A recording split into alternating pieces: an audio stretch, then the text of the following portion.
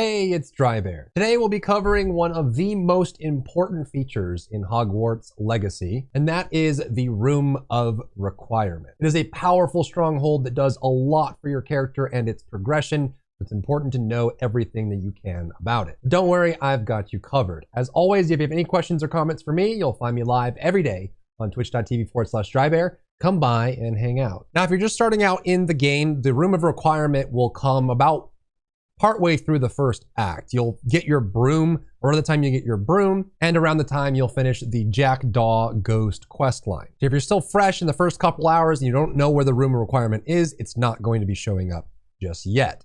And luckily, there is a required quest that you have to go through in order to unlock it that will take you to the exact location, and you'll walk through that step. There's going to be some optional quests that you will want to do inside the Room of Requirement once you have it, but at least it will take you there. Once you finish those quests, you can enter the Room of Requirement two different ways. Firstly is by going to its actual entrance, which is inside of the astronomy wing. If you zoom in here, it's going to be on this floor, right here on this left wall. You'll walk up to it once you've completed the quest, and the door will appear and you'll be able to enter.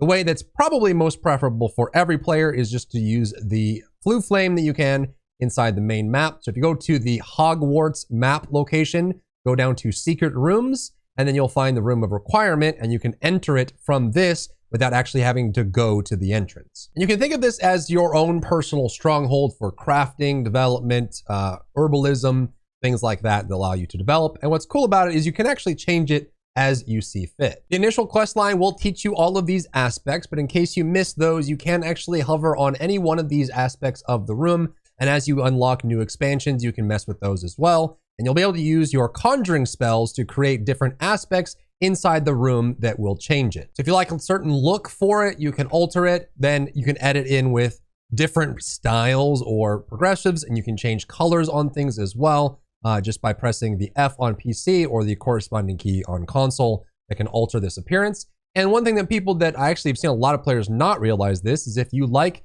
a certain style and you want to change it for all, you can go to the alteration and you can actually hold in the bottom right, you see hold apply to all visuals of this type. It'll then apply to every single version of that type across the entire Room of Requirement. You can change all the ceilings, all the walls, all the floors, all the decor can be set up the way you like. And this is done through your 3 conjuration spells. The first one is listed here as Transfiguration. This will allow you to summon furniture, stations, all kinds of items that we use inside of it, especially for grooming and your bestiary. You can also use the altering spell, which will allow you to pick things up and move them if you want to keep the way it is, or maybe you want to keep it there, but you want to change the color or style or presentation on it. You can use the altering spell. And then you also have the Transfiguration Evanesco, which allows you to just say, get rid of this and give me back the materials for it. When you're conjuring using the conjuring spell, you'll be able to check through all of these categories. The ones that matter the absolute most are going to be the first 3 here. Potions allow you to create potion tables for concoctions, which are super useful for you while you're going on your adventures. And then herbology allows you to create plants and planting pots for creating all kinds of different potions and effects, including the combat plants that will attack enemies. And you also have utility for some of the key items that you need, like the material refiner, which allows you to produce moonstone. And then you have the loom and the desk of description. Moonstone, of course, is the resource that you use to conjure all the items inside your Room of Requirement.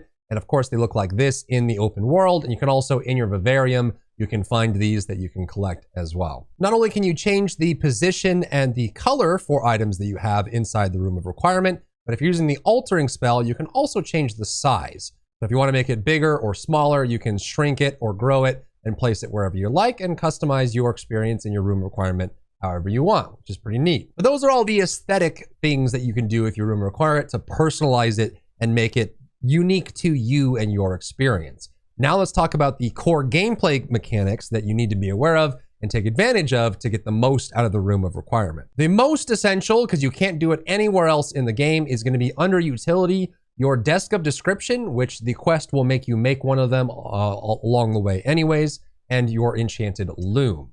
These look just like these once they've placed down, and these are the only things in the game that do what they do. The first is the desk of description. This will allow you to identify gear that you find throughout the world. So a piece of gear drops, especially from the random item chests, that's unidentified, you will have to come to the desk of description and then hold your active keybind on it to identify, and it will identify all the pieces of gear you have in your inventory, and it'll tell you what stats they have and all that. So this is the only place you can do it. You're gonna have to come to your room of requirement to reveal it.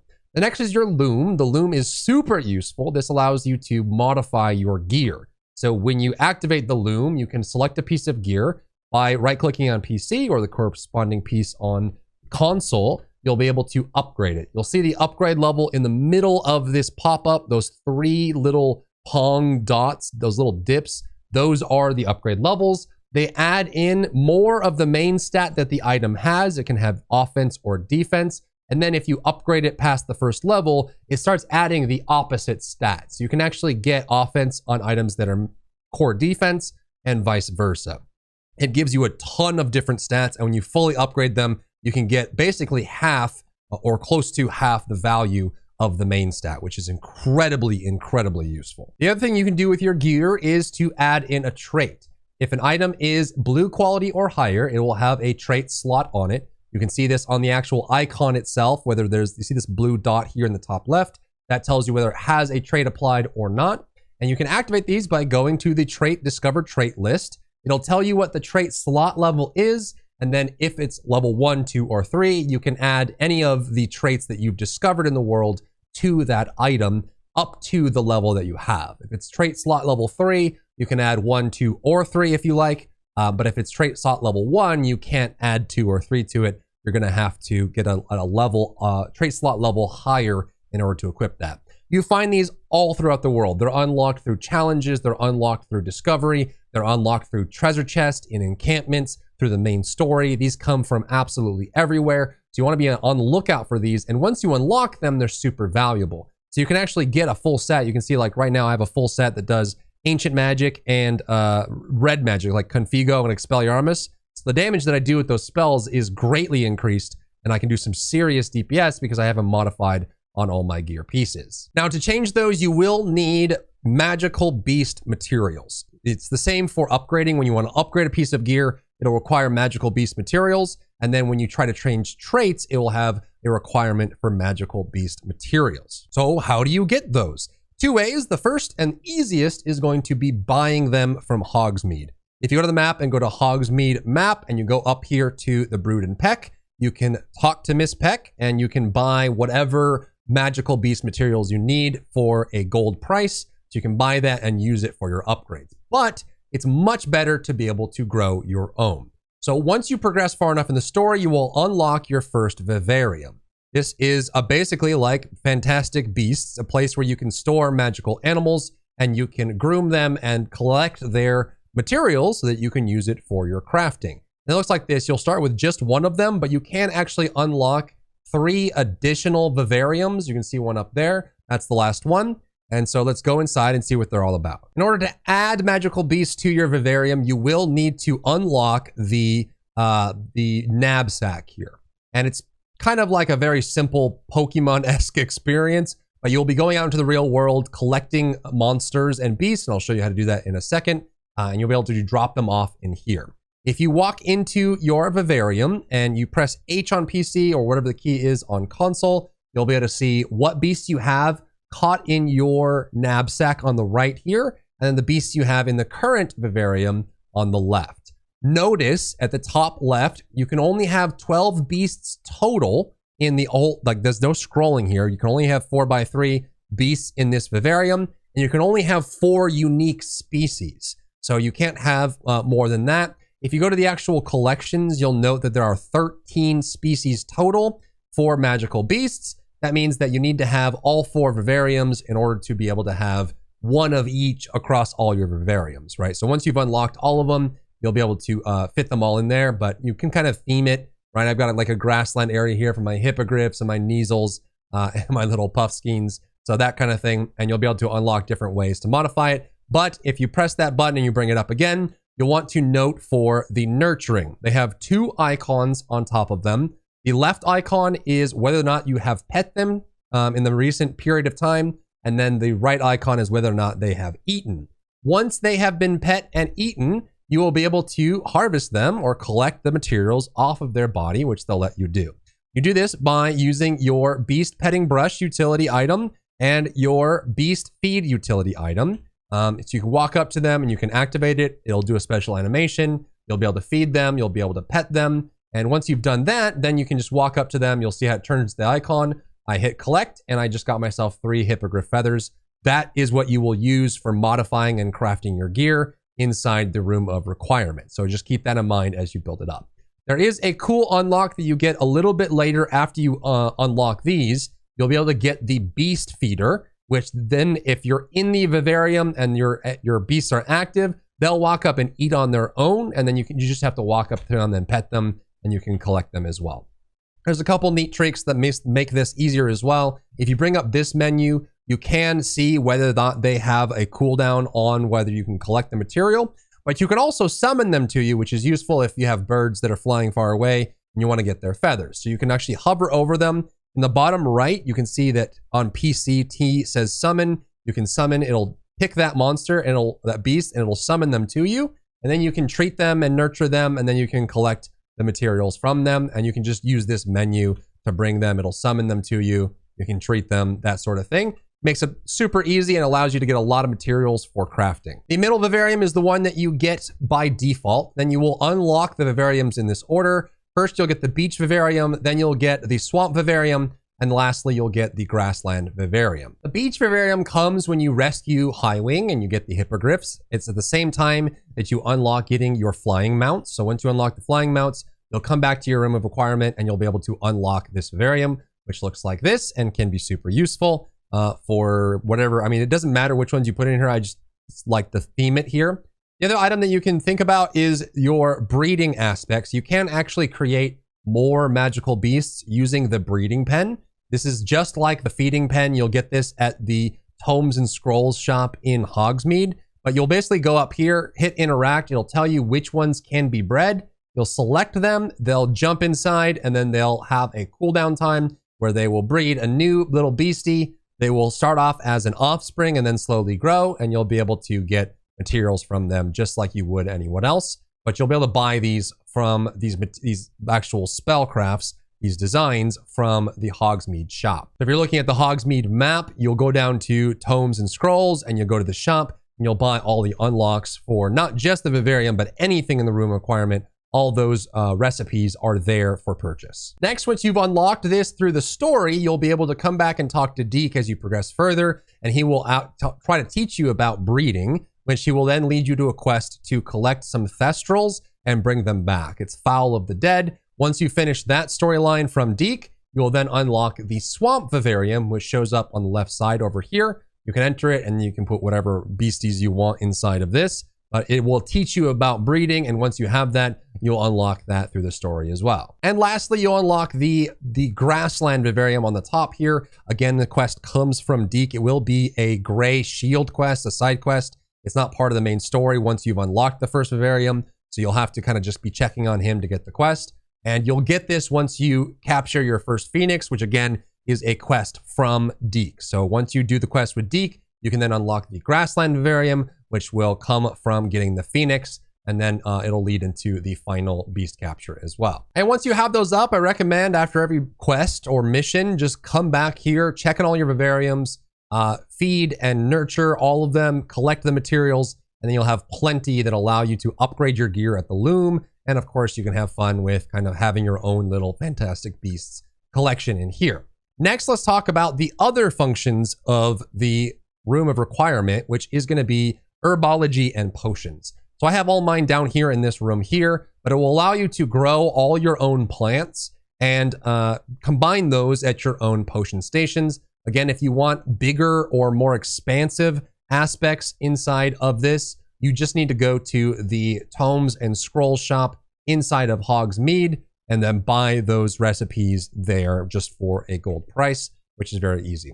So first, let's talk about herbology. You'll have these tables that you can place down with your conjuration. So you'll go here to herbology and you'll be able to select from these.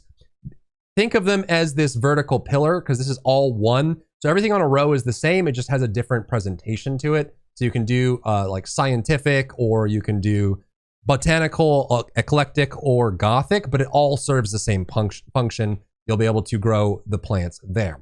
When you have the choice, you'll do small pots, medium pots, large pots. All of these will grow different plants, and they do scale down, which means that any plant can be planted in a large pot, but if it requires a large pot, it won't fit in anything else besides that. So if I empty the pot here, and this is a large pot, you can see that all the seeds for these can fit inside. I can put the 4 small plants in it, Dittany, Mallowsweet, Mandrake, or Knotgrass. I can put the medium plants, Chinese chomping cabbage, shrivel fig, and then the 2 large, which is fluxweed and venomous tentacula. You will unlock these. You can buy these seeds from the shop in Hogsmeade in the top left, which will allow you to plant your own seeds and grow them. That's going to be the magic neep, which is over here, again, like on the left side, on the top left side across the bridge. You'll buy these seeds. It's a one-time purchase, and then you just have them for the rest of the game, so it's pretty straightforward. So it's useful to have pots of various sizes so you can kind of grow them.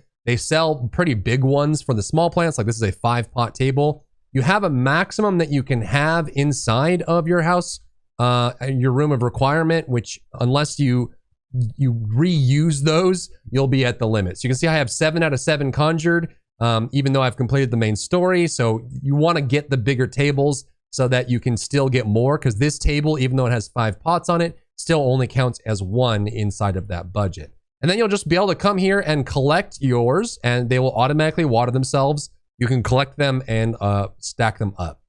The Mallowsweet are needed for the Merlin trials, which is useful. And then the rest, like the Mandrakes and the Cabbage and the Tentacula, are all for combat. And then the rest are just for making potions. But you'll be able to stack those up here, and you can see the timer on them. Just check back in on your room requirement often enough to collect the plants as you go along. Next is the potion crafting stations. You can get various sizes of these.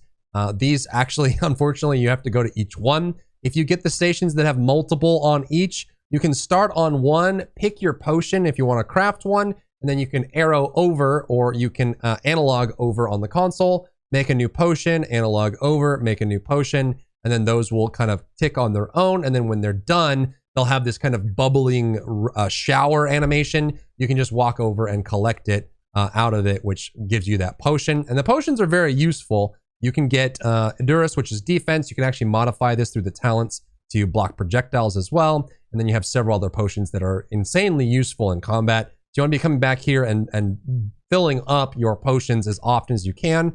And it's a great place to do it inside your room of requirement. And you have other non-essential things that you can buy from the Tomes and Scrolls shop, like the Material Finder, which will just create moonstone for you regularly. You'll just have to come and collect it, which can be quite useful if you run low. I found that about halfway through the story, I'd stopped thinking about moonstone because I just had so much of it that it didn't really matter. But if you wanted to put these here, you can. There's also a chopping station that will just randomly give you extra herbs that you can use for various purposes. It's just a random location, just chops them up and gives them to you, which is pretty cool. You can unlock a scientific hopping pot, which randomly creates an extra potion, which can add up over time, which is pretty neat. And you can also put down dung composters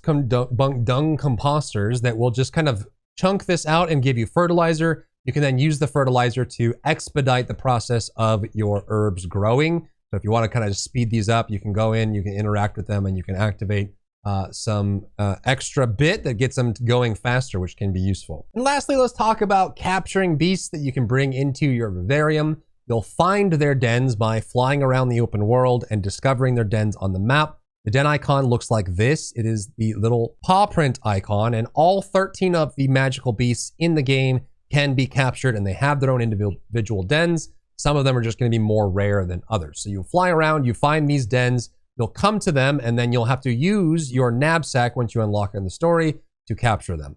Luckily, inside of this, you will be able to use plenty of spells to give yourself the opportunity to collect them. It can be very valuable to do so. And the more rare the beast, the more it's going to fight you when you try to capture it. So especially for hippogriffs and for the final beast that you use for the final piece of the story is going to be a little bit harder to capture. And also note that the longer you hang out, the more they're going to run. So the way you use this is you go up and you put the actual knapsack on your bar, and then you walk up, and while it's highlighted, You just activate it, it'll open the bag, and then as long as you're within range of it, the bar will fill up. And once that happens, it'll fill up once.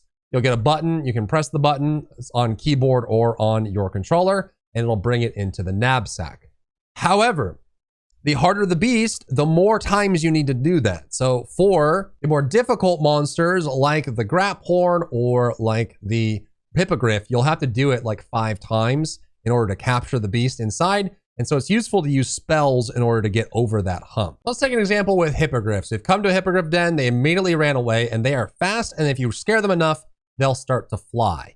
You'll notice that if I walk up to one of them and try to capture it, it's going to take several of those bars. You see, I have to get through a ton of these and they run away. So, and they'll take off as well. What you'll need to use spells. I recommend a couple here. The best that I've found to use are going to be the Arresto Momentum if you've unlocked it. You can also use a Levioso. You can even use Wingardium Leviosa, or you can just kind of levitate them up, or like Flipendo, or you can Accio them as well, which will keep them in place for a little bit. Then you can activate the bag, but when it wears off, they'll start to run again. So you'll need to run up and you'll have to cast on them again at a distance, come up on them, and then you'll try to capture them this way. And you'll just, through a couple attempts, as long as they don't fly away, you'll be able to capture them and then bring them back to your room of requirement and unload them into whatever vivarium that you want. And that's it. This video is already long enough, but I think that covers all of the aspects of your room of requirement. Super powerful, very useful to know. So hopefully this cleared some points up for you if you were curious about it.